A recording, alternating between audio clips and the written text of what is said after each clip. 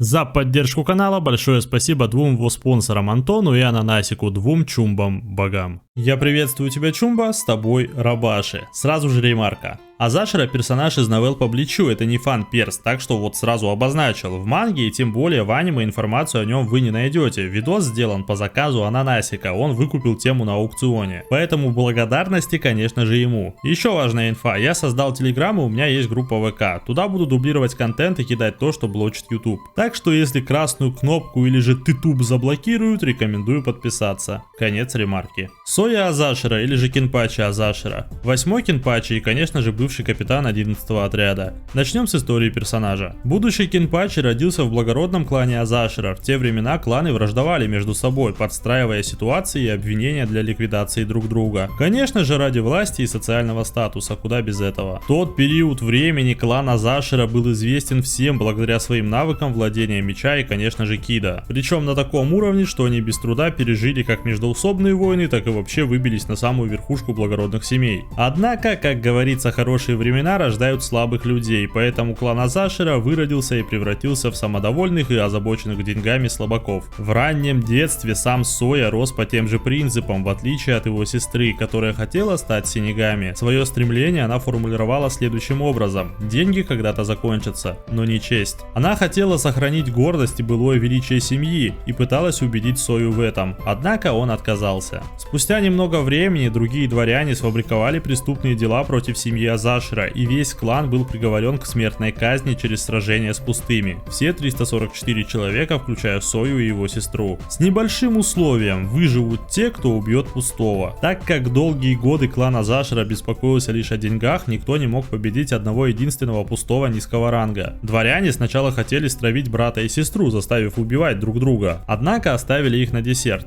последними. Когда очередь дошла до сестры Сои, в ходе сражения она пожертвовала собой, применив кида огня, убив тем самым как пустого, так и себя саму. Она думала, что дворяне сдержат слово и отпустят единственного выжившего. Конечно же, это было не так. После ее смерти они выпустили новых пустых для убийства последнего ребенка клана Азашера. Однако смерть сестры надломила его сознание, и тем самым дух его Занпакта высвободился, что примечательно сразу в Банкае. Уразакура, так зовут Банкай его Занпакта, могла манипулировать Рейши, покрывая собой весь Сейритей. Она убила всех дворян, оставив в живых одного пустого, которого затем посчитали убийцей и истребили. Соя же сбежал в Рокангай, по пути убивая всех дворян. О его дальнейшей судьбе мало что известно до момента его следующего появления, но об этом чуть позже. Соя, который не желал стать синегами, поломался в момент смерти своей сестры. В детском сознании врагами оказались не дворяне, а пустой, который лишил его родственницы. Это и вытекает в его дальнейшую мотивацию. Ее предсмертное желание было стать синегами вместе со своим братом, и он решил выполнить его, продолжая копить обиду и горечь на пустых. Он считал, что стать простым синегами недостаточно, стать капитаном тоже. Чтобы выполнить желание сестры и почтить ее память, он должен был стать сильнейшим, а значит носить титул Кинпачи. Это было его первым шагом в разбитом сознании – убить текущего Кинпачи, каким и являлся Кинпачи Куруяшики, кандидат в нулевой отряд. Человек, при котором 11-й отряд славился своими мечниками и мечницами. Один из самых запоминающихся Кинпачи в сообществе душ. Когда Азашера встретил Куруяшики, он со всем 11-м отрядом и Кьюраку уже праздновали выполненную миссию, на веселе и, конечно же, выпивая. В этом моменте появился Соя и, уточнив личность Куруяшики, вызвал его на дуэль за звание Кинпачи. По традициям за дуэлью должен был наблюдать весь отряд и должен был быть секундант. Им выступил Кьюраку. Он предупреждал Куруяшики быть осторожным, но тот не придал этому особого значения. Как только дуэль началась, его выпотрошили изнутри. Уразакура, клинок Азашера, манипулировала Рейши всего вокруг, буквально слившись с органами и мышцами Куруяшики, нанося смертельные раны изнутри. 11-й отряд отказался признать поражение своего капитана, однако тот на последнем издыхании использовал свой шикай, чтобы усмирить их. Вокруг него появились 13 белых челюстей различных зверей. Он приказал своему отряду с честью принять следующего преемника титула Кинпачи и дал ему совет: если кто-то бросит тебе вызов, сражайся с ним в полную силу с самого начала. Это и значит быть Кинпачи. Азашера признался, что он бы проиграл бой, если бы Куруяшики использовал Банкай. Кстати о нем. Банкай Куруяшики выпускал из-под земли огромную челюсть, которая пожирала буквально все вокруг носителя Банкая, кроме него самого. Она буквально жрала все настоящее и фальшивое, живое и неживое, врагов и товарищей. Совет 46 запретил использовать Куруяшики и его банкай в сообществе душ, а сам же он имел перезарядку в полгода. Соя понял, что он не хотел использовать этот банкай из-за того, что рядом были другие члены его отряда. Из-за этих чувств Соя назвал Куруяшики глупым, ссылаясь на саму концепцию чувств, делающих тебя слабее. Прошло немного времени, и Азашира решил действовать уже в статусе капитана. Его мотивация после выполнения желания сестры была одна – уничтожить пустых, то есть все Хуэйкамундо. И он мог это сделать, однако его методы были крайне жестокие. Он хотел подчинить всех жителей Рукангая и превратить их в воинов с помощью своей способности изменения, то есть банкая. Высказав эту идею Совету 46, они формально одобрили это, насмехаясь таким образом над Азашира. Однако позже он продемонстрировал изменение души на преступниках, которые стали ему верными слугами. Совет 46 понял, что идея Азашира реальна и подконтрольна ему самому. Из-за страха перед ним они объявили его преступником и приказали схватить его, отправив на его поимку множество синигами, в том числе и капитанов. Выйдя за пределы Сейритея, его решили остановить у Китака и Кьюраку. Повсюду были разбросаны побежденные капитаны и их лейтенанты. Никто из них не выстоял перед мощью банкая Азашира. И мы бы лицезрели еще одну дуэль с Сюнсуем и Укичем, однако появился нулевой отряд. Азашира, не считавший свои действия преступными, понял, что против его идей выступает сам король душ, да и сражаться не было уже никакого смысла. Это заставило его сдаться и по своей воле отправиться в Мукен. Там он проспал множество лет и впервые открыл глаза, когда туда привели нового заключенного, Айзена Соски. Со слов Йориичи, он был равен ему. В диалогах Айзена и Азашира мы узнаем много интересных деталей. Гипноз Айзена Соя смог развеять за 2 дня. Сейчас же он на него так вообще не подействует. Благодаря Уразакуру Азашира может отделить Хоугиоку от Айзена. Именно такое предложение высказала Уразакура, когда Айзен показался ей слишком горделивым и спокойным. Кстати, о нашем боге. Именно в этой новелле мы узнаем, что банкай Айзена может быть применим только на тех людях, которые видели его Шикай. Поэтому все это время он и не применял его. В арке Аранкар в этом не было нужды, ибо деда он и так одолел. В сражении с Ичиго условия не были соблюдены. Такие вот пироги. Ну и Соя по сути не заключен в Мукене. Он может выйти из него в любой момент, ибо чувствует абсолютно все, что происходит на территории Сейритея. Это и произошло, кстати, ибо Азашира модернизировал свою идею. Теперь он не желал избавиться от Хайкамунда путем сражения. Он хотел избавиться от зарождения пустых в целом. Эта идея в нем возникла из-за нити Роки. Это один из главных персов новеллы. Совместив ее нити и его банкай, он мог бы буквально менять реальность, тем самым меняя души людей, убирая из них сожаление, алчность и инстинкты. Грубо говоря, все чувства, из-за чего пустые появляются на свет. Однако он был остановлен максимально странным стечением обстоятельств, ну и Зараки Хинпачи, который апнул свою реакцию в сражении с Сиеном. Это первый нулевой эспада, подробнее быть может в другом обзоре про него. Банкай Азашира не работал на всеразрушающую реакцию в теле Зараки. Он буквально пожирал его, из-за чего Азашира и применил Шикай, который был истинной боевой формой Сои. Он отказался от банкая, который был всепоглощающим щитом, и обрел сокрушительное оружие. Однако в ходе битвы с Зараки он исчез. Подробностей нет, однако Зараки был доволен. Другие же люди считали, что Азашира погиб от его удара. Но это было не так. Проиграв Кенчику и, как бы странно ни звучало, Дону Каноджи, он освободился от титула Кинпачи.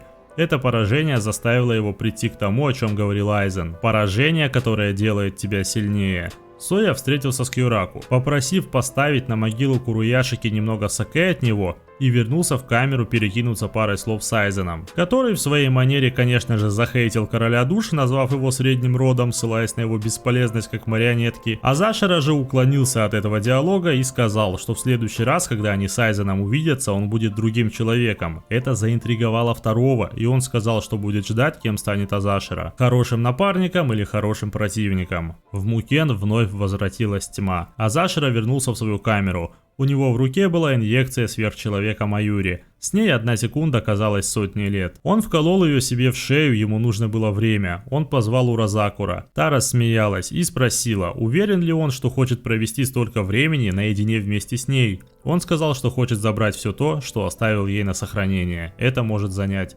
годы. Он осознал, что она все это время старалась вести его, а он даже не знал ее команды высвобождения. Но он снова овладеет ее силой, на этот раз не по ее прихоти, а по собственной воле, и узнает команду высвобождения. Уразакура улыбнулась и сняла с лица кожаную повязку. Азашира заметил, что она очень похожа на его сестру. Именно так во тьме небытия Азашира сделал свой первый шаг. Перед ним был долгий, очень долгий путь. Ему предстояло вернуть все то, что он выбросил и закопал глубоко внутри себя. Ему предстояло познать, в чем истинная сила, и исполнить обещания, которые он дал сестре. Все эти годы чувства, которые он считал бременем и слабостью, он запечатывал в собственном Занпакто и самом себе, и считал ее надоедливой болтуньей, преследующей его. Вышло достаточно иронично, ее схожесть со старшей сестрой была символизмом, ибо именно она оберегала его и вела на всем его пути, словно сестра. А чувства, которые он отвергал, были именно тем, чтобы сделало его сильнее. Концовка истории Азашира на самом деле это хорошо закинутая удочка на будущее, ибо Соя теперь уж точно должен стать синегами, приняв свою сущность и чувства, присущие ей. Но это уже совсем другая история. Что же касается его способностей, он, как и былые члены клана Азашира, обладает большой реакцией и мастерски владеет кидо. Например, Итаккаса, который оторвало руку деду, он применяет без чтения заклинаний, причем массово на своих марионетках. Что же касается Занпакто, он знает лишь банкайное имя, которое по своей воле назвала сама Уразакура. Запечатанная же ее форма нам неизвестна. Сила Банкая Азашира заключается в том, чтобы сливаться со всем его окружением и контролировать его, даже воздух и землю. Азашира использовал эту силу, чтобы объединить свое существо с различными частями Сейритея, что сделало Сейритей простым продолжением его существа. Таким образом, его чувства также были смешаны с Сейритеем, что позволяло ему воспринимать все, что происходит в этой области. Точно так же он может объединить два или более вещества вместе. То, с чем он сливается, не ограничивается только физическими субстанциями. Такие вещи, как 5 чувств, тоже могут быть подвержены этой способности. В идеале не только физическое, но и все ментальное и духовное тоже подвержено его влиянию. Это как гипноз Айзена, только еще опаснее. Например, к концу новеллы Кьюраку сказал: дышать стало свободнее. Дело в том, что Азашира слил свои чувства с воздухом, тем самым знал абсолютно все, что происходит на территории общества душ несколько столетий. Именно из-за этого гипноз Айзена персонально на него не работает, ибо у него тысячи различных источников информации. Атакующая же способность Банкая также очень опасна. Сейтай Юго, или же слияние живого тела. Именно это он использовал против Куруяшики. Слился с его телом и уничтожил его изнутри. Это опасная способность и для самого Азашира, из-за сопротивлений самой цели. На Куруяшике применить это получилось из-за невнимательности и расслабленности второго. На Зараке же применить данную технику не удалось, ибо уже тот сражался по полной. Второй скилл Уцусу – подражание. Азашира использует марионетки для чтения кидо, то есть у тебя 10 марионеток, которые читают 96 хада и более или менее, и взрываются. Такие способности дают просто тонну вариативности, однако у Банкая все-таки есть и жирные минусы. Первый минус в том, что в состоянии Банкая физическое тело Азашира не тренируется, то есть оно осталось таким же слабым, как и в детстве. Вывод: восприятия урона у него повышенное. Но самое опасное для его Банкая — это поглощение Рейрёку. Условно говоря, любой Квинси в пух и прах сотрет его Банкай, просто поглощая духовные частицы вокруг, с которыми слился Азашира. Тоже работает и с Синегами, уровень реакцию которых давит или жжет окружение, как и было с Зараки. Грубо говоря, Банкай вариативный, вроде бы дает неуязвимость к физическим атакам, но сводится на нет поглощающим типом техник. Я, кстати, не зря начал с Банкая, ибо по сути истинная боевая форма — это Шикай. Азашира не знает его названия, но Шикай обладает интересными свойствами. У него нет собственной способности, и вместо этого он полностью зависит от Банкая. То есть все рейши, с которым Азашира слился вместе в Банкае, притягивается к нему и сжимается в форме одного меча. По его словам, ранее слившись с большей частью Сейритея, его Шикай обладал достаточной силой, чтобы превзойти силу Сокьёку. А этим мечом капитанов и вообще Синегами казнили раз и навсегда. Этот Шикай выводит атакующий потенциал Азашира практически в топ верса, однако в новелле очень много противоречий, так что нам придется опустить данный момент. В самом видео я хотел также разобрать личность Азашира, так сказать, сделать глубинный дайвинг, который вы все так любите.